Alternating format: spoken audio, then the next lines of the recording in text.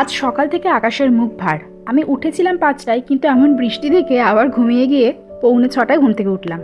দুধ চা বা লিকার চাকে রিপ্লেস করেছে এই গ্রিন টি দিয়ে। পড়াশোনা অনেকক্ষণ করলে এটা একটু লাগে, তাই এটা দিয়ে সকালটা শুরু হলো। আজ আবার ক্লাস আছে, তাই তাড়াতাড়ি পড়াটা কমপ্লিট করে নিলাম। মেনলি ইংরেজি পড়ছিলাম। 9:45 থেকে ক্লাস শুরু, কখন যে 9:10 বেজে গেছে বুঝতেই পারিনি। শান্তিনিকেতনের জামা আর এই হারেম প্যান্টের কম্বোটা আমার খুব ভাল লাগে। তাড়াহুড়ো করতে গেলাম তো বাড়াবাড়ি হয়ে গেল, আঙুলের ছ্যাঁকা খেয়ে গেলাম। ক্লাস শেষ হওয়ার কথা ছিল 1টায়, শেষ হলো গিয়ে 2টোয়। শরীরটা একদমই ভালো ছিল না বলে ক্লাস যাওয়ার আগেই এই আলু, গাজর আর পেঁপে সেদ্ধ করে রেখে গেছিলাম। প্রেশার কুকারে ভাত রান্নার অভ্যাস নেই বলে জলটা একটু যেন বেশিই হয়ে গেছিল। খেয়ে যখন উঠলাম তখন 3টে বেজে গেছে। আজ সারাদিনই খেপে খেপে বৃষ্টি আসছে।